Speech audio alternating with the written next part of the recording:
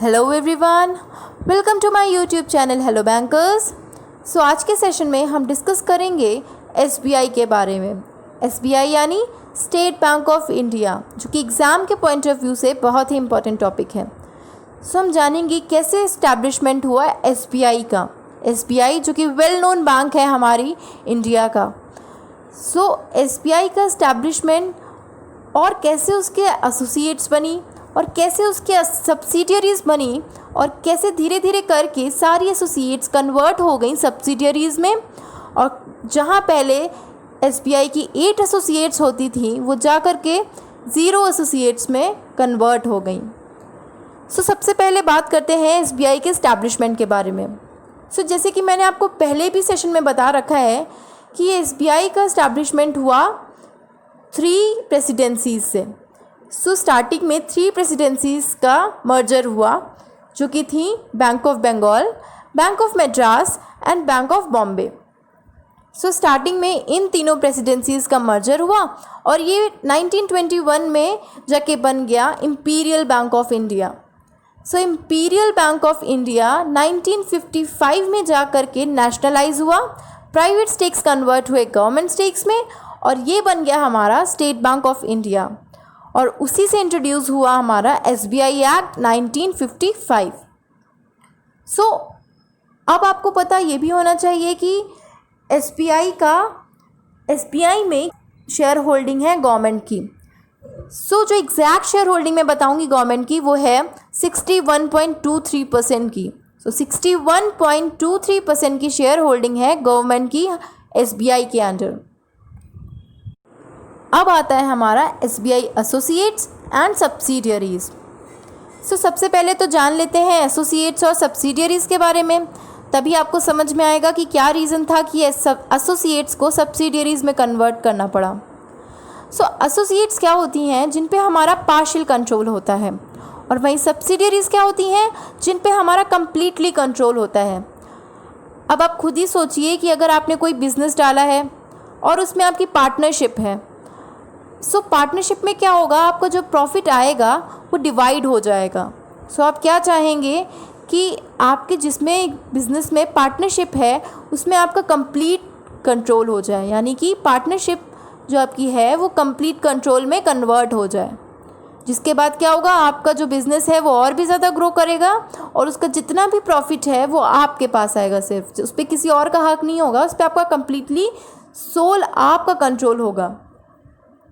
सो यही रीज़न था एसोसिएट्स को सब्सिडियरीज़ में करने का, क्योंकि एसोसिएट्स में पार्शियल कंट्रोल होता है और सब्सिडियरीज़ में कंप्लीट कंट्रोल होता है। सो स्टार्टिंग में जब क्या हुआ, स्टार्टिंग में 8 एसोसिएट्स बनी, क्योंकि अब डायरेक्ट कंट्रोल में तो कोई चीज़ आ नहीं जाती है, धीरे धीरे करके कंट्रोल में आती है ना हमारे।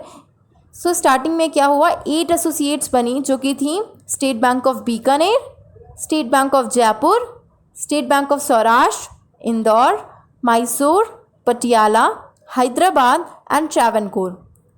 सो स्टार्टिंग में क्या हुआ, स्टेट बैंक ऑफ बीकानेर और स्टेट बैंक ऑफ जयपुर, इन दोनों का बिज़नेस कुछ खास थोड़ा चल नहीं रहा था, या चल रहा था थोड़ा सा हल्का चल रहा था, मतलब कि डाउन चल रहा था। तो क्या किया है, बीकानेर और जयपुर आपस में ही मर्ज हो गई और एक सिंगल एसोसिएट बन गई, यानी कि 2 एसोसिएट से सिंगल एसोसिएट बन गई। अभी ये सब्सिडियरीज़ नहीं बनी है, ये सिंगल एसोसिएट बन गई, जो कि जाने लगी स्टेट बैंक ऑफ बीकानेर के नाम से, और इनका मर्जर हुआ 1963 में। अब उसके बाद सौराष्ट्र आया।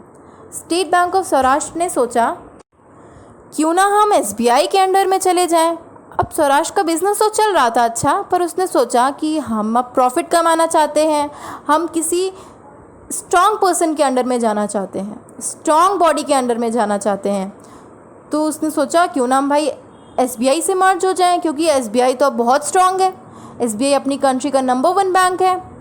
तो सौराष्ट्र ने क्या किया, एसबीआई में जाके मर्ज हो गया। So state bank of Saurashtra merged into SBI. अब सौराष्ट्र को देखा, इंदौर ने सोचा हमारा बिजनेस तो ठीक चल रहा है, पर सौराष्ट्र ने तो अचानक से इतनी ग्रोथ कर ली। सो इंदौर ने भी सोचा कि क्यों ना हम एसबीआई में मर्ज हो जाए। सो सौराष्ट्र का जहाँ मर्जर हुआ था 2008 में स्टेट बैंक ऑफ इंडिया से, वहीं इंदौर का मर्जर हुआ 2010 में। अब इन दोनों बैंक्स को देखा तो जो बाकी की बची एसोसिएट्स थी, जो कि थी 5 एसोसिएट्स, जो कि थी Mysore, Patiala, Hyderabad, Travancore and state bank of Bikaner. अब इन्होंने सोचा सौराष्ट्र और इंदौर तो भाई चले गए अपना आराम से, अपना बिजनेस अच्छे से चला रहे हैं, या हम लोगों का बिजनेस इतना अच्छा चल नहीं रहा है।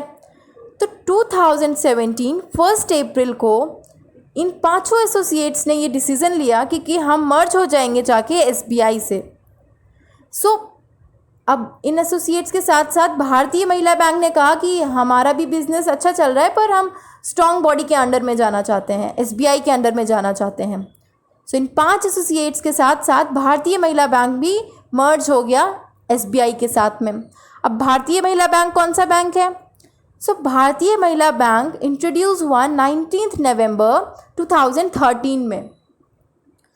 इसका इंट्रोड्यूस होने का रीज़न था विमेंस की एम्पावरमेंट, यानी कि विमेंस की अपलिफ्टमेंट, विमेंस के सपोर्ट में ये बैंक इंट्रोड्यूस हुआ। और आपको पता होना चाहिए कि भारतीय महिला बैंक एक ट्रिब्यूट था इंदिरा गांधी जी को, जो कि इंट्रोड्यूस भी हुआ था 19 नवंबर 2013, जब इंदिरा गांधी जी की 96th बर्थ एनिवर्सरी थी।